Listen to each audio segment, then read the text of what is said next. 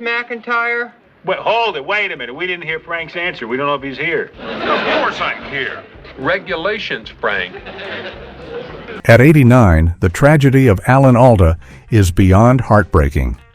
This is the man who lit up our screens as Hawkeye Pierce, who spent his life reading faces, making us laugh, and connecting with audiences like few ever could. Yet now he faces a cruel twist.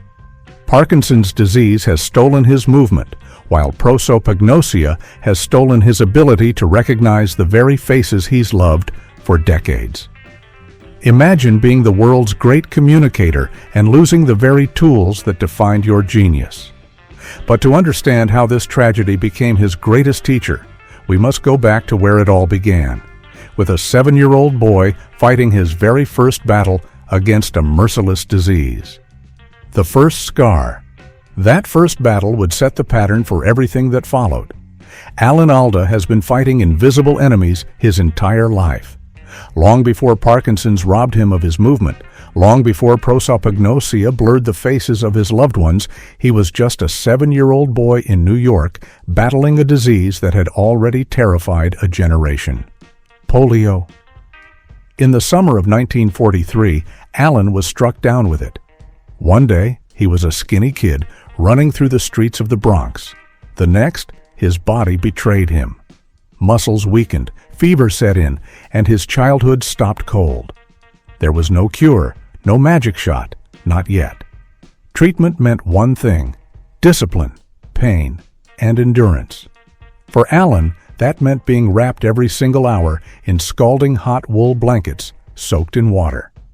Imagine it, hour after hour, your skin burning, your body screaming. But the therapy couldn't stop.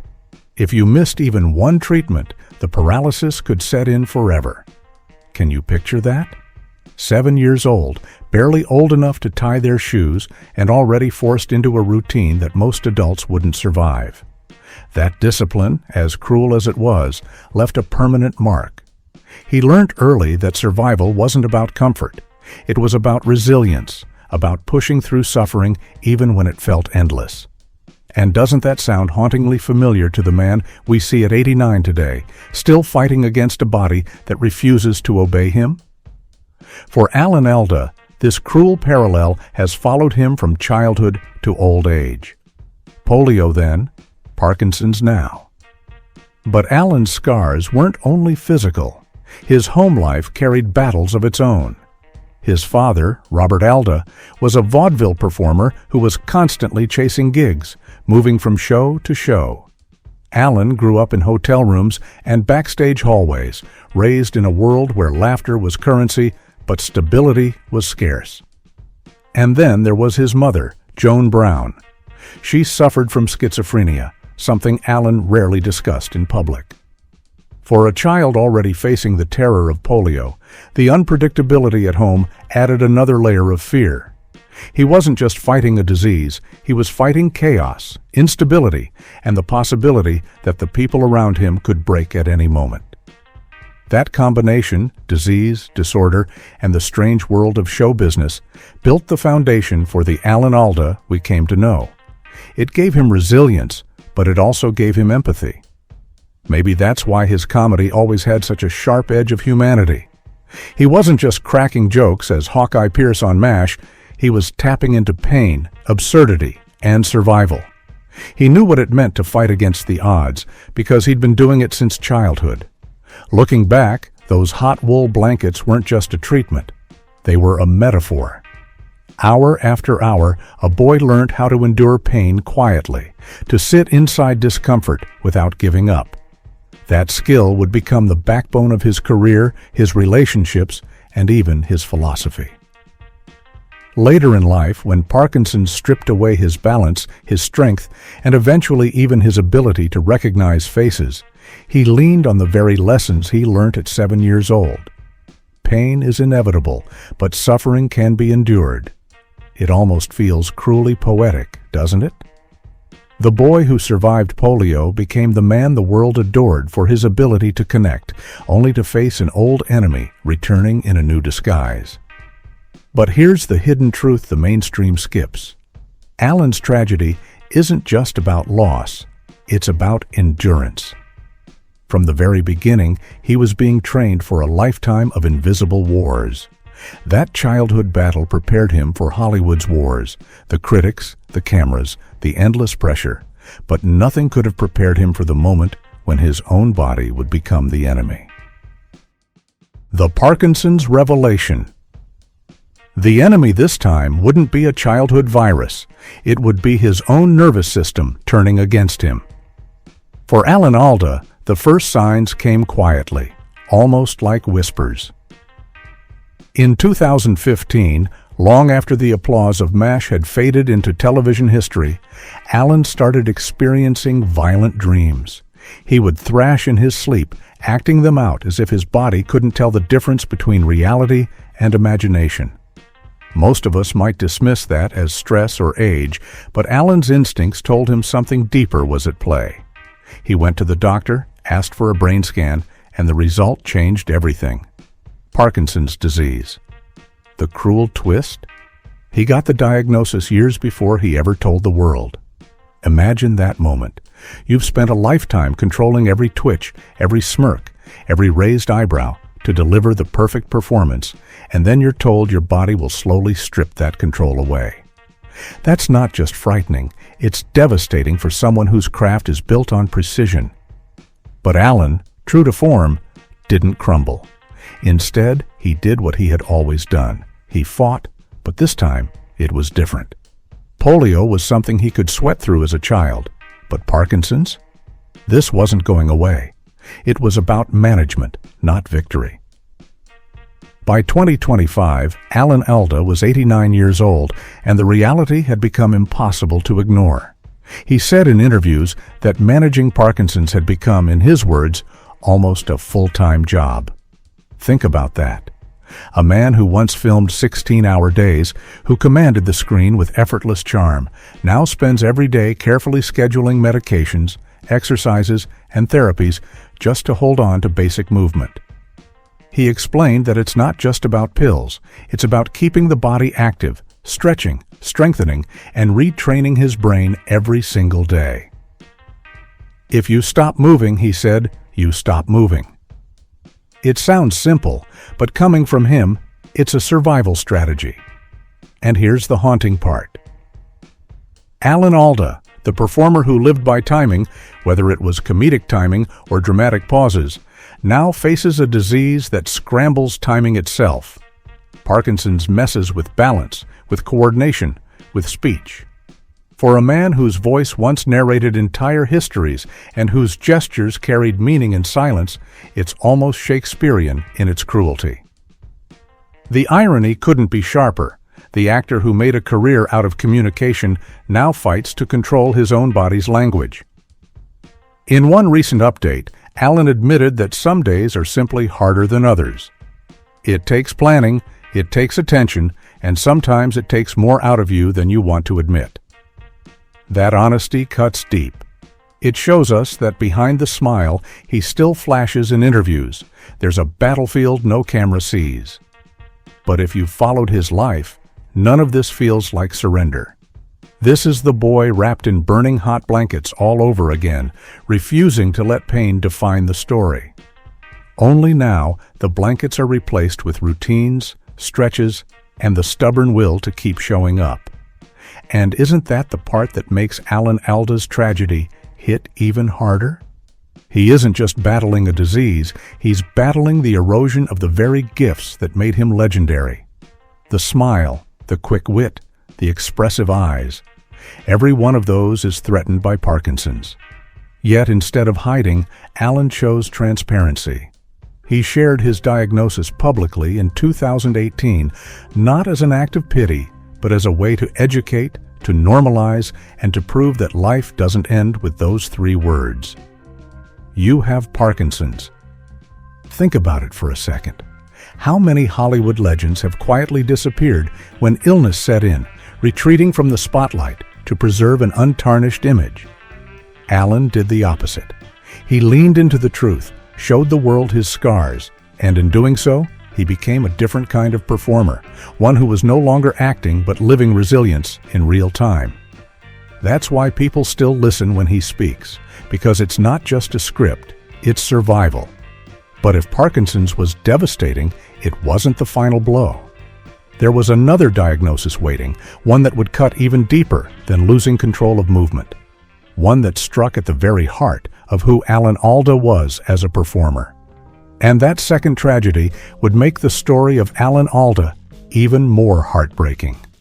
The face blindness tragedy. If Parkinson's threatened Alan Alda's movement, this second diagnosis attacked something even more fundamental: his ability to recognize the faces of people he had known for decades. The condition is called prosopagnosia, or face blindness, and for Alan, it became one of the most devastating twists in his late life. Because what is an actor without faces? How do you connect when the very thing you've mastered, the study of expression, suddenly turns into a blur you can't make sense of? Alan has spoken openly about the heartbreak of it, even revealing the most painful example. There was a day when his own daughter walked into the room and he simply didn't recognize her. Imagine that for a second. This is not forgetting a name or losing a detail in conversation. This is looking into the eyes of someone you raised, someone whose face you've known since birth, and feeling only blankness. He admitted later that it broke him, that he never wanted her or anyone else to think it meant he loved them less. But prosopagnosia doesn't care about love. It erases the recognition, even if the bond remains.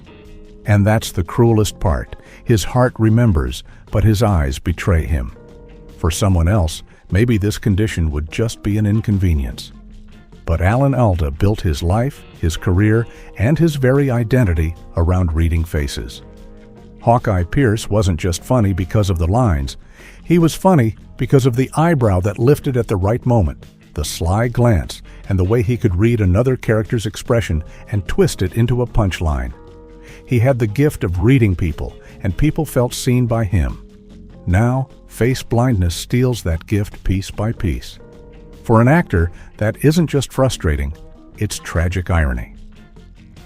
Think about how that affects daily life. Meeting fans who adored him for decades becomes a minefield. He has to piece together who someone is by their voice, their posture, maybe even their clothing. Social gatherings, once easy and natural for him, now demand a constant mental juggling act. Is this person a close friend or a stranger I just met? Even with family, there's the quiet fear. Will I recognize them? Or will I stare too long, waiting for a memory that doesn't come? And if you've ever felt that awkward moment of forgetting someone's name at a party, multiply it by 1,000, because this isn't just names. It faces itself. And for Alan, it digs deeper. Because as his body struggles with Parkinson's, prosopagnosia strips away his visual connection to the very people who give him strength. When your nervous system attacks movement and your brain attacks recognition, what do you have left to hold on to? He's admitted that it complicates his relationships, that sometimes people misinterpret it as distance or disinterest. How do you explain to your daughter, your friends, and your colleagues that you can't see them the way you used to, even though you feel them in your heart? We're not just talking about disease, we're talking about identity. Alan Alda, the man who embodied empathy, who could disarm anyone with a smile and a quick read of their emotions, is losing access to the very signals he spent his life perfecting. It's like a musician losing their hearing or a painter watching colors fade to gray. For him, it is not just a diagnosis. It is an unmaking of the craft that defined him. Still, even here, Alan's resilience shows. He hasn't hidden from this truth, just as he didn't hide Parkinson's. He has used his fame to bring attention to prosopagnosia and show that even the most famous people face challenges that shape them. By admitting that he once failed to recognize his own daughter, he showed honesty so raw that even fans were stunned. But he also offered understanding for anyone living with the same condition, many of whom go undiagnosed or misunderstood. In typical Alda fashion, even his pain becomes a lesson for others. Yet the irony remains sharp. An actor who thrived by reading faces now has to rely on voices, gestures, and context clues instead. And isn't that the kind of twist no Hollywood scriptwriter would dare write, because it feels too cruel to be true? The man whose career taught us that laughter and humanity live in the details of a face is now forced to live without that very gift. That is why his tragedy feels heavier than most. But even as faces blur and movement stiffens, one anchor has remained steady in Alan's life. A love story that has lasted decades. A relationship that has carried him through polio, Parkinson's, and now prosopagnosia. And yet, even that story is not without heartbreak, because sometimes even love itself gets tested when the body and the mind turn against you. The marriage under siege. Love would be tested when the woman who chose to share his life became his full-time caregiver. Alan Alda and his wife Arlene have been married for 68 years, an almost unthinkable number in Hollywood, where marriages often crumble before the ink on the wedding license dries. Together, they built a partnership that was always about balance, about two people walking side by side, raising 3 daughters, building a home, and chasing creative passions. Arlene herself isn't just the wife of a famous actor. She's a powerhouse in her own right, an accomplished writer, a musician, and a photographer. For decades, theirs was the definition of an equal partnership. But now, at 92, Arlene finds herself in a role she never asked for, one that turns every day into a test of endurance. Carer. Think about that. After nearly 7 decades of standing as equals, of sharing jokes, projects, and even debates at the dinner table, their marriage has shifted into something heavier. Parkinson's has made even the simplest tasks unpredictable, and prosopagnosia has made social connections fragile. That means Arlene is no longer just Alan's partner. She is his protector, his steady hand when balance fails, the one who opens packages he can no longer tear into, the one who helps with buttons and zippers, and even the one who helps with tasks so small, most of us never think twice about them. It is an inversion of roles. The man who once held the world in his charm now leans on the quiet strength of the woman beside him. And here's the tragedy wrapped in devotion. These were supposed to be the golden years, the time to travel without scripts waiting back home, to sit on porches and watch grandchildren grow, to simply rest after decades of relentless schedules. Instead, their lives are carefully mapped around medication times, exercise routines, and the delicate management of symptoms. Arlene, at an age when most people need caretakers themselves, has become the caretaker. And this sacrifice is the silent part of Alan's story that often gets overlooked. Behind the heartbreak of Alan Alda lies another, the sacrifice of a woman who has given up her own golden years to keep him steady.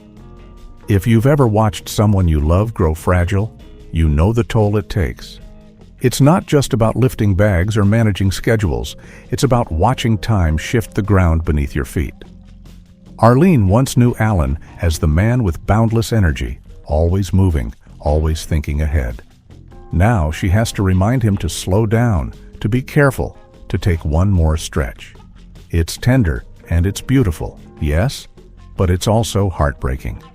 Because what happens when the person you love most becomes the person you must constantly protect? Alan has admitted that Parkinson's has made every day feel like a full-time job. But Arlene? She doesn't get to clock out. There are no weekends off, no pauses in caregiving.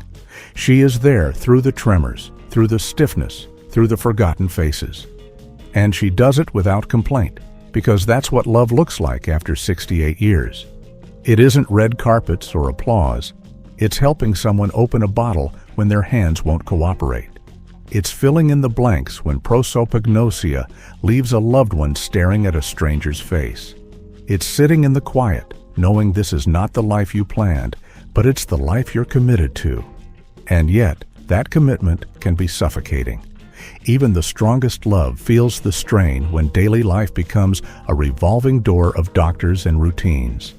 We don't often talk about what it means for carers, especially elderly ones. Arlene has given up her own ease, her own independence, to preserve Alan's. That's not just devotion. It's a sacrifice that few could shoulder, and it reveals a darker truth about what it really means to grow old in America. Because while Alan's personal battles rage on, there's one final tragedy in this story that stretches beyond his own life, one that speaks to something larger about aging in America itself. The legacy under threat. Here's the part that almost no one talks about. The final tragedy of Alan Alda isn't just about the tremors in his hands or the cruel way prosopagnosia steals faces from his sight. It's about something even more haunting, the slow disappearance of his MASH family, one by one, until he's left almost alone. And that emptiness, that loneliness of outliving the very people who defined your life's greatest work may be the deepest cut of all. In May 2025, the MASH world was shaken when Loretta Swit, the unforgettable Hot Lips Houlihan, passed away at 86. She wasn't just a co-star, she was family. For more than a decade, she and Alan worked together, exchanging jokes, fights, and heartfelt moments that helped MASH become a cultural icon. Think about it. For millions of fans, Hawkeye and Hot Lips were more than just characters. They represent humanity and resilience in the chaos of war. For Alan, Loretta was more than just a screen memory. She was a friend, a partner in the midst of late-night shootings and difficult scripts. Losing her was more than simply saying goodbye to a colleague. It was like losing a sister. And Loretta isn't the only one. The list of losses has become longer with each passing year. The once tight-knit family of actors who made MASH a global phenomenon has been reduced to only a handful still alive. According to recent reports, just 4 of the main cast remain, including Alan himself. Each obituary isn't just a headline, it's another reminder that his world is shrinking. Imagine sitting in your living room, looking at reruns that made you a household name, and realizing you're watching ghosts. The laughs, the jokes, and the improvisations that made history on set are now echoes of voices you can't reach anymore. This is the cruel irony of legacy. The bigger the show, the deeper the bonds, and the more painful it is to outlive them. Alan isn't just watching the world change around him, he's watching his second family vanish before his eyes. It's grief compounded by time. Because when you're already wrestling with Parkinson's every morning and struggling to recognize faces with prosopagnosia, the added heartbreak of losing the people who shaped your best years hits even harder. And here's where it gets personal. Have you ever thought about what it feels like to outlive not just friends, but the very cast that defined your youth, your career, and your purpose? How do you process being one of the last survivors of a story that touched the world? Fans can still stream MASH whenever they want, laugh at Hawkeye's wit, or tear up at those iconic goodbyes. But Alan? He can't bring those people back. For him, each episode is a reminder of someone he can no longer call. It's almost too poetic in a tragic way. An actor who brought people together with laughter is now left to face the silence of absence. His legacy is alive on screen, but the people who lived it with him are slipping away. And that might be the one heartbreak no medicine, no optimism, no award can fix. But perhaps the most heartbreaking tragedy of all is one that no one talks about.